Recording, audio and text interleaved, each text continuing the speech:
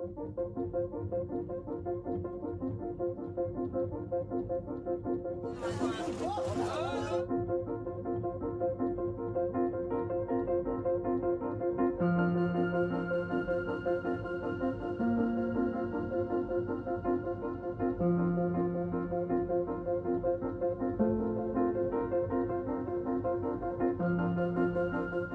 only the 18th woman to receive this prize, I need to tell you how gendered disinformation is a new threat and is taking a significant toll on the mental health and physical safety of women, girls, trans, and LGBTQ people all around the world. Women journalists are at the epicenter of risk. This pandemic of misogyny and hatred needs to be tackled now.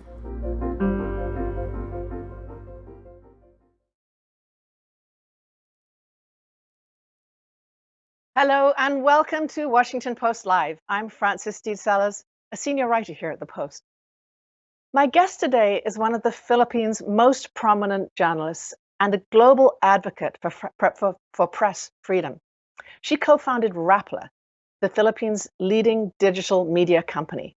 She joins me today to talk about her work and about threats to freedom of the press.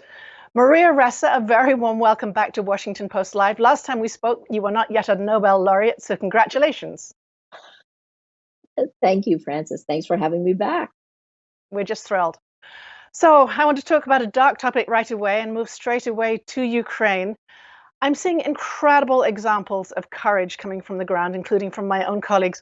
What's going right in our coverage of that conflict? I think it's a reminder of the role journalists play and the bravery and the courage of the journalists who have gone in, right? And of course, it's a reminder of what's really at stake. This battle for facts isn't happening in the virtual world alone, and in many ways, this is what Russia's move, its invasion of Ukraine, has reminded all of us around the world. Two big things I think has gone right. One is it has triggered a global reaction. It is not something that you can look away from. It can't go with a death by 1,000 cuts, right? The world looked, acted, business acted, and now we're looking at the tech platforms also acting. And I'm hoping out of the horrific events and the pictures that are coming out of there that we actually see some forward momentum against disinformation, which has led up to in situations like this. Maria, you've talked often about this phrase disinformation, and of course it's key right now to what's happening in Russia. What concerns you most about the message ordinary people in Russia are receiving at the moment? It's just based on Putin's own statements and the new law, the journalists that have been put down against journalists, pushing foreign journalists out and forcing the Russian journalists to choose either to shut down or to take down coverage, right? They can't use the word war among all of these things and the kinds of penalties they have to face. So it is blatant. It isn't insidious in the same way it has happened on social media. This is a reorientation of reality. It is propaganda taken to the nth degree. What do Russians want? How can they know what they want if they're not getting the right information, if they're not getting factual information? This splintering of reality is alarming and helps to justify exactly what Putin is doing. When you received the Nobel Peace Prize, you did so along with another very courageous journalist, Dmitry Muratov. Have you spoken to him? He's in Russia now, I believe, or last we heard from him, he was in Russia. Have you spoken to him in recent days? I haven't, no. Although I have seen some of his interviews where he said he was going to continue to use the word war, banned by the Kremlin. Also that he would print the stories in Ukrainian, in the language of Ukraine. We're all waiting to hear where he is and what he will do. He said he would use those words and take the consequences. Talk to me a little bit from your own personal experience about the importance of individual words like that. The word war, which of course is being banned in Russia, as you said.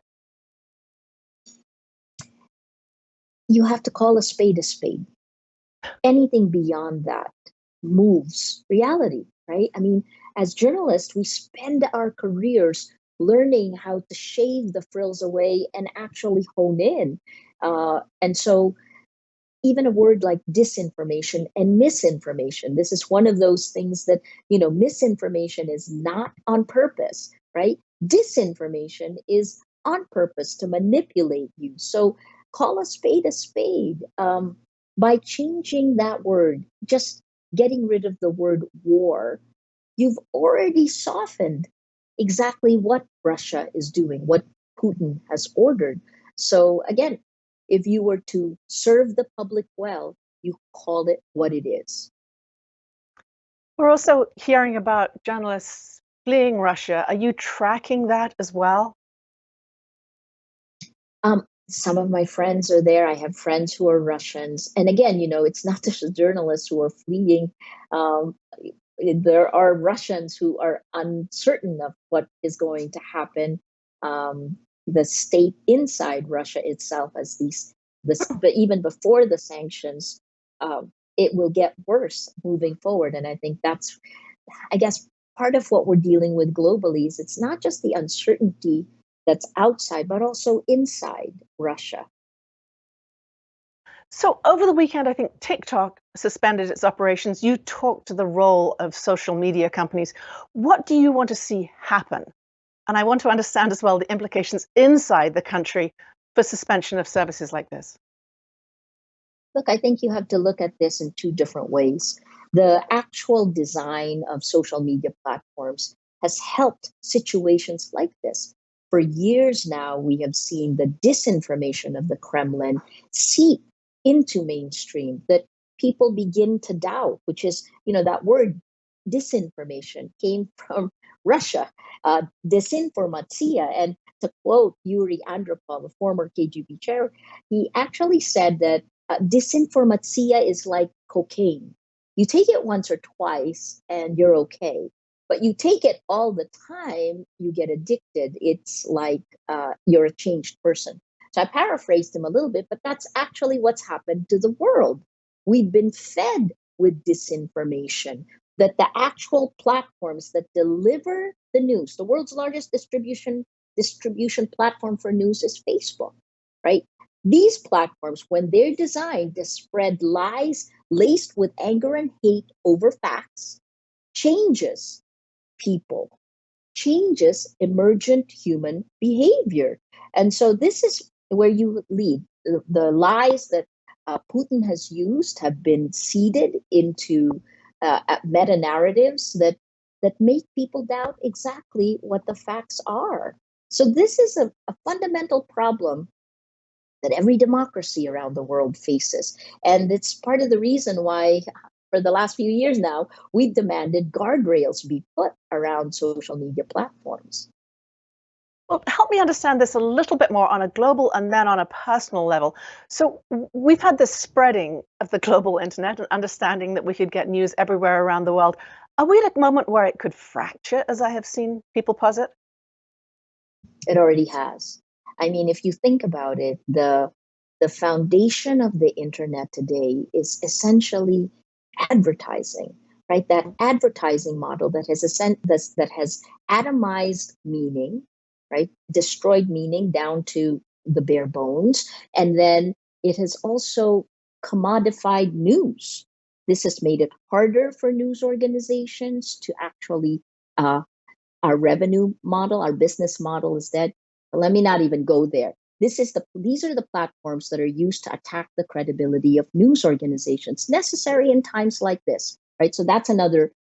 This is part of where journalists are now showing why our role is important. The biggest problem is that the business model that has permeated the internet has distilled journalism to page views. And that means the entire incentive structure is built around this advertising model. The Washington Post, any news organization now, the money that you make is based on your page views. This is now the new thing. And how do you get those page views? The incentive structure of that is based on the algorithms of the social media platforms. What are they based on? What will keep people scrolling? And what will keep people scrolling? Lies laced with anger and hate. This is part of the reason, as early as 2018, research has shown that the design of these social media platforms have actually worked not just to fragment, but to divide, to polarize, and to radicalize. As early as January 2021 now, Oxford University's Computational Propaganda Research Project said that these cheap armies on social media have rolled back democracy in more than 80 countries around the world. And it's getting worse.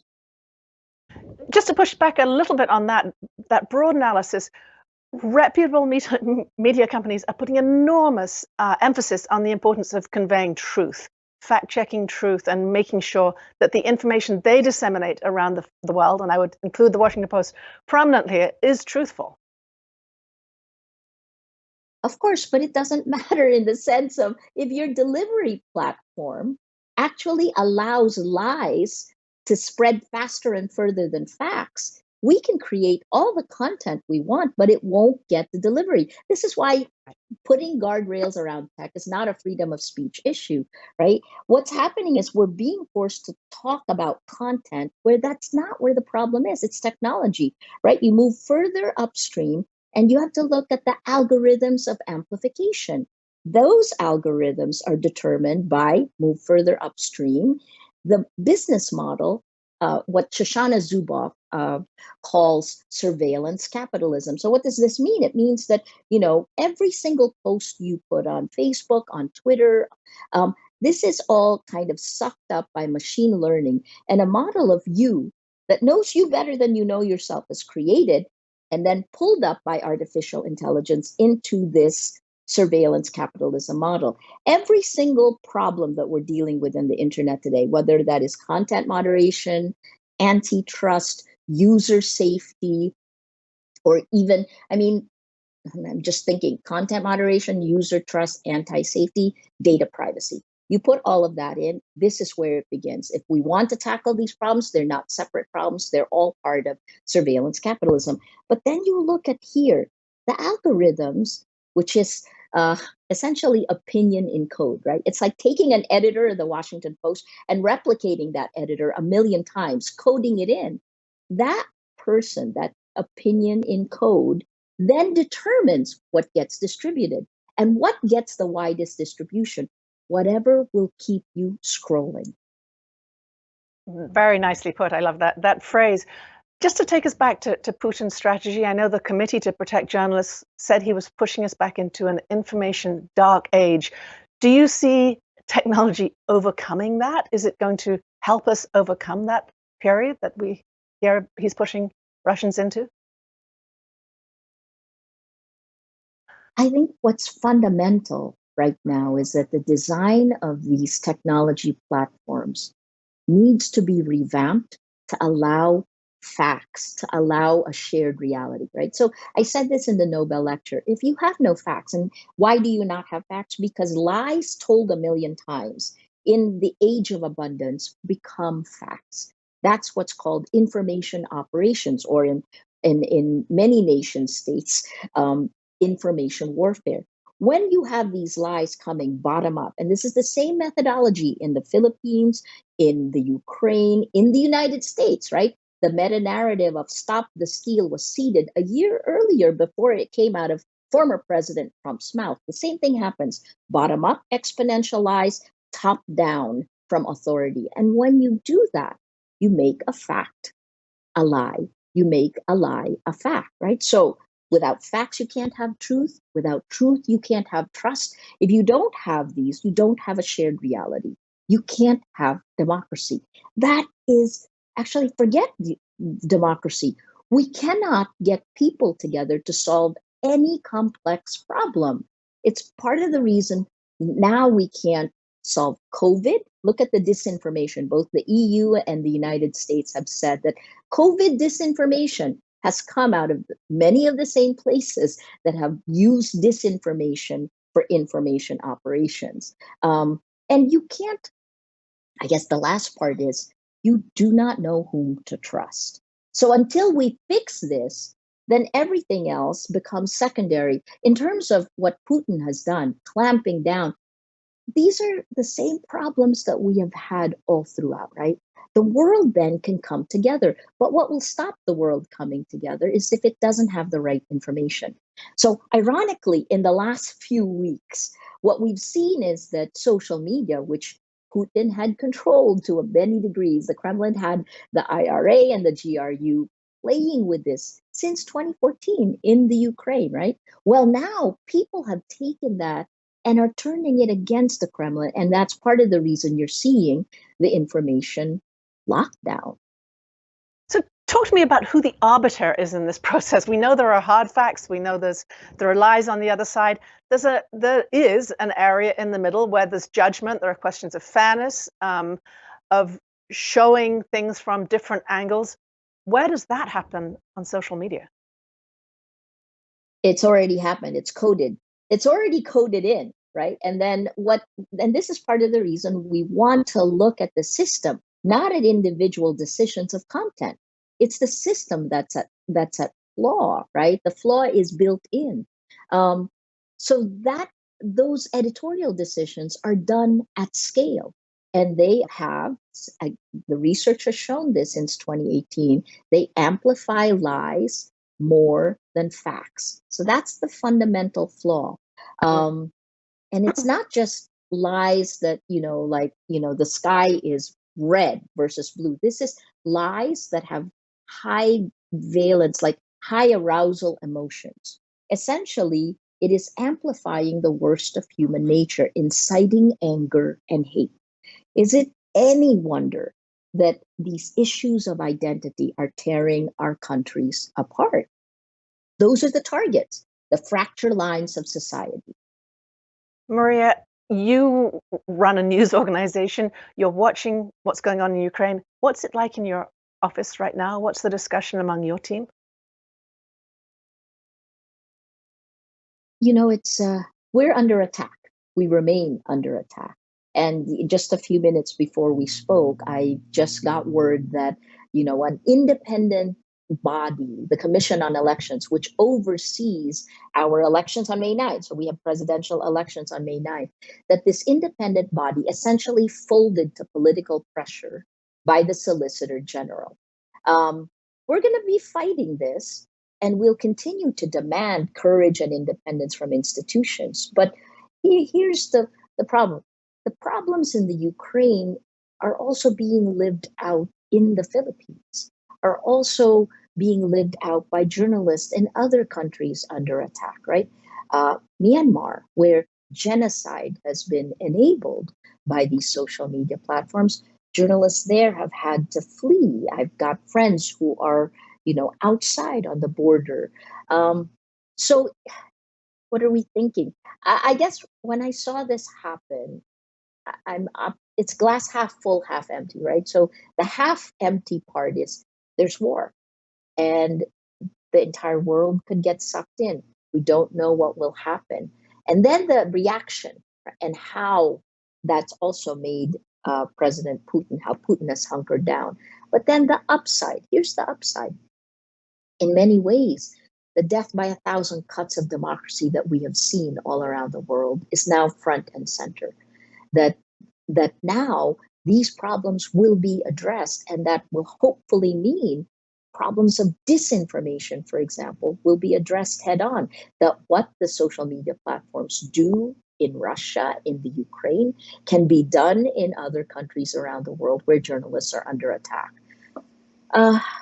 It's difficult to predict where the world will go, but that's the way I've felt for the last 6 years. Right. So I wanted to ask you, talk to me about the toll it takes on you and your team of being on the front line of this information war for so many years.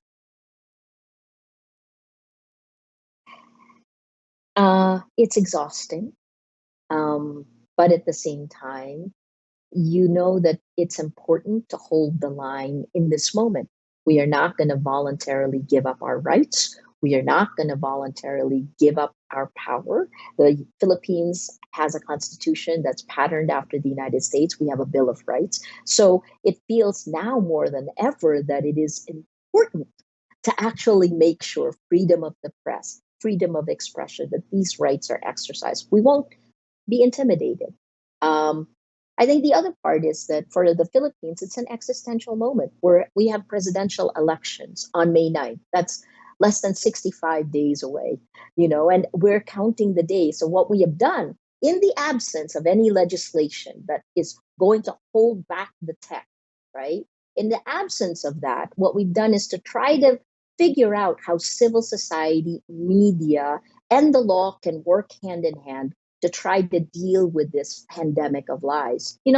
I've said that even as we are facing the coronavirus and this global pandemic, we're also in our information ecosystem facing a pandemic of lies. And as you played earlier, it is targeting women, the marginalized. It is hitting us far more than it is hitting the mainstream. So, if you were marginalized before, it's even worse today. And gender disinformation has pushed many women out of journalism and of politics all around the world. I want to ask you much more about gender disinformation, but before I do so, just one quick question about, you referred to your own election coming up. Of course, we're in an election cycle almost always in the United States, but what needs to happen to ensure that those elections go forward in a free and fair way? I think it starts with whether or not we have free will, whether social media, which I've called a behavior modification system, allows us to exercise that. You cannot have integrity of elections if you don't have integrity of facts. Right? If we debate the facts, how can we then have an entire system? That's the fundamental flaw. So here's the problem in this year as we face all the elections coming up, right? From after the Philippines, you have elections in Hungary, in Kenya, in France, in Brazil. And Bolsonaro was kind of off on the fringe far right until social media brought him into the mainstream. This was YouTube in that instance. And then, of course, the United States. Many Americans think that what we are going through in the Philippines is happening out there, but I certainly hope that by now, after January 6th last year, you realize that the same thing is happening to you. And so what does that mean?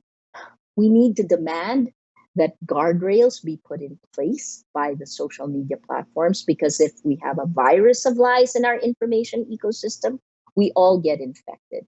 And then the second part is, an awareness that civil society, that governments, that human rights groups, this is kind of what we're doing in the Philippines. 4 layers that we put together with a data pipeline coming through, trying to get our communities together, that we need a new way of putting democracy into action, that you can't wait, right? When you're dealing with exponential lies, civil society, media, the law cannot wait for the normal pace of ingesting the lies, of fighting back the lies. It must move at the same pace. That's what we're trying to do. And apparently, I guess we're successful because we've been targeted by political forces again. So, yeah, we keep going. So talk to me again about this phrase, gender disinformation. You've been on the receiving end. Tell me about this significance in terms of driving women out of positions and what the everyday pressures can be like. So, the International Center for Journalists, working with UNESCO, last year did a big data study of the attacks against me. They went over almost 400,000, so almost 500,000 attacks, right? And out of that big data case study, what they found was that 60% of the attacks against me were meant to tear down my credibility. So really, trust is the first target, right? Tear down my credibility. The other 40% was meant to tear down my spirit. It was abusive, it was dehumanizing, it would take every part and just tear it apart. You have to get used to this. There were points when I was getting at least 90 hate messages per hour. What's happening to me is not unique, right? Many women journalists all around the world feel this, and any targeted anyone who's standing up to power can get targeted on social media in the same way. Rana Ayub, I think the Washington Post just ran kind of the 10 press freedom issues right now. And Rana Ayub, who's in India, is facing the same kind of horrific situation that I have faced and continue to face in the Philippines. What does that do to women journalists? Many I've spoken with say, they opt out, that it's just not worth it. But others decide to fight it out, looking for systemic solutions. We don't have them yet. But in the meantime, what we've tried to do is, a three-prong approach in Rappler. It's tech, journalism, and community. With tech, we try to fight back with tech. We built our own tech.